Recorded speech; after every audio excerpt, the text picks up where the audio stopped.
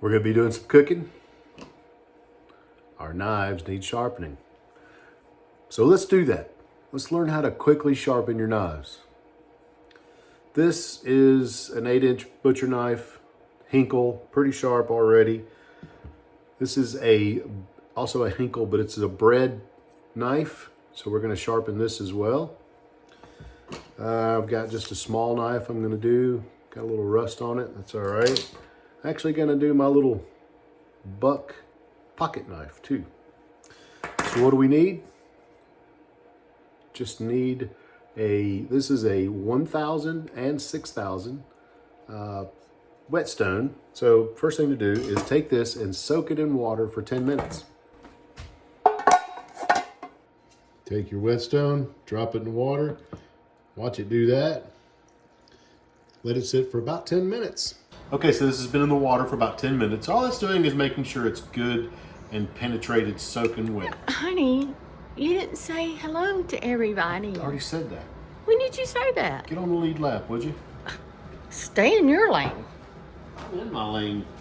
You don't want it butting in, asking me to repeat myself. I know So one thing, I can get to those knives a lot quicker than you can. So if I were you, I would get along with me a little bit better. You got both hands on the camera. This has a grip on the back. I go ahead and put this down too because as you'll see, it still moves.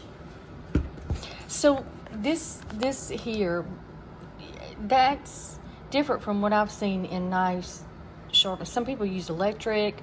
Why this one? Why did you choose this one? So there are electric, and I've got all kinds of different sharpeners. This is a 1000 and 6000. So the red side is 1000 grit, and the white side is 6000. This is for getting a quick edge, and this is for polishing it. I usually just use this side just to get the quick edge on there and roll with it.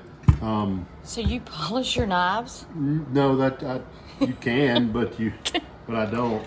So to start with, I'm going to start with this one. Somebody broke the tip off of it. Who did that? I didn't know This is my Hinkle. This came from my mother's restaurant when I was 19 years old. I worked for. And what did you at the restaurant? I cooked. Cook. Okay. Yeah, I was working with the chef, learning how to cook. Okay, cool. So what you want to do is you want to put it on your thumb, right about halfway down your thumb, right, so that you can set the angle. Okay, you're using your thumb to set the angle. You can. You have big fingers. Yeah, thank you. So you don't want to put much pressure on your thumb because you're going to be sliding it down this whetstone.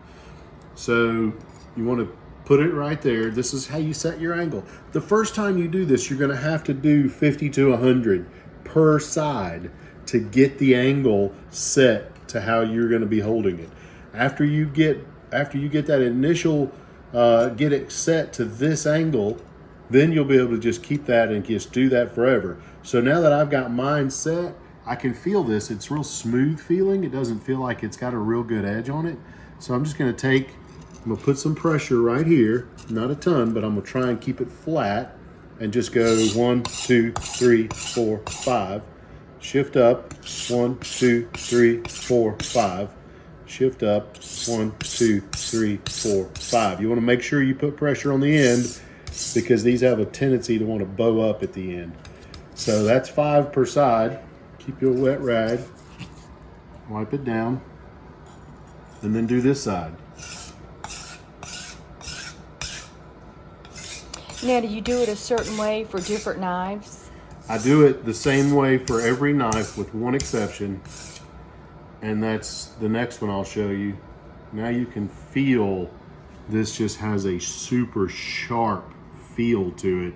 You don't even want to move your finger on there because you know it'll get... So this knife is pretty much 30-some years old? Yeah. And it's your Hinkle? Yeah, this is one of my Hinkles. And I broke this the tip. This is my Zwilling Hinkle. Very nice. I don't know how I broke the tip, but I did get blamed for it. Stuck it and tried to twist it or break something or whatever. How do you know that? You weren't here. Because I've done that before, just not on that knife. So this is a bread knife. This is my Hinkle bread knife. And it's serrated. So that creates a problem if you're going to try and sharpen it because it's really not easy to do that with home stuff. But what you do have is the back of this thing is flat.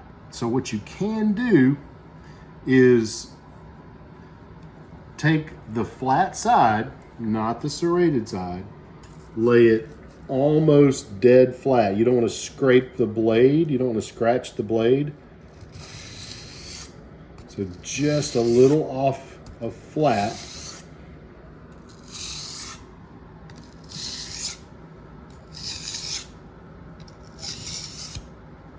And that's really all you got to do is take that edge off of that just a little bit and you'll be able to feel the difference. The last one I'm going to do is my little pocket knife, my little buck knife. This one is hard because the blade moves, it doesn't lock, and it's hard to get fingers on there and hold it up. So for this one, I'm using my hand angle. So if you go missing that pocket knife, where would you look for it?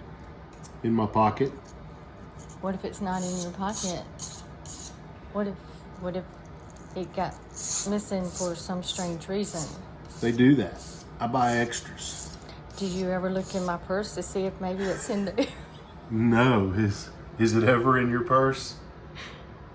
I don't know. You never know. That one I've done a bunch, and now I've got it to the right angle.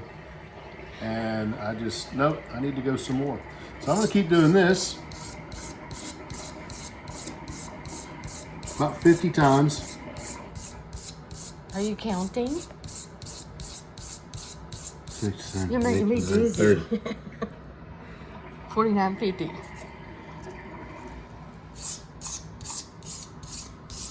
That would look, I mean, it kind of looks scary, but you have such an art at doing it because you've been doing it for 30 some years? Yeah. Now I've got a sharp edge. I can just feel it and tell it. I think I better hide the kitchen knives. Yeah. Yeah, they're sharp. Because this one's got a point. But it's not your hinkle. Oh yeah, that is a hinkle. This is a hinkle. Best knives ever. I love them. All right, that's it. Rinse everything down. Wash it off good. Let it dry out.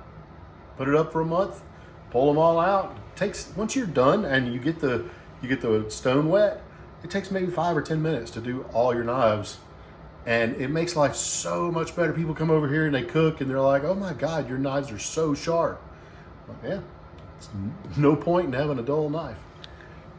If anything in this helped you, please like and subscribe. Goodbye. Have a great day, everyone. and now I'll show you how sharp this got.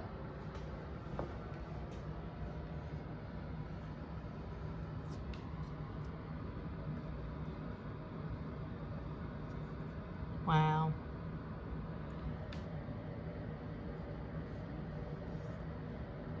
That's crazy. So easy.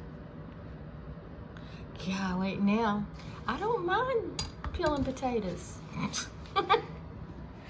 Sharp knife. The sharper your knife is, the less it will make you cry when you cut onions. I was going to ask you about that. Have you actually tried that, and has it worked? I haven't compared it with like the same onion, but when you have a dull knife, it mashes down and it squeezes the juice out. When you have a sharp knife, it goes right through it and it doesn't get squeezed out. Wonderful. Good job. Thank you. Now cook me something. No.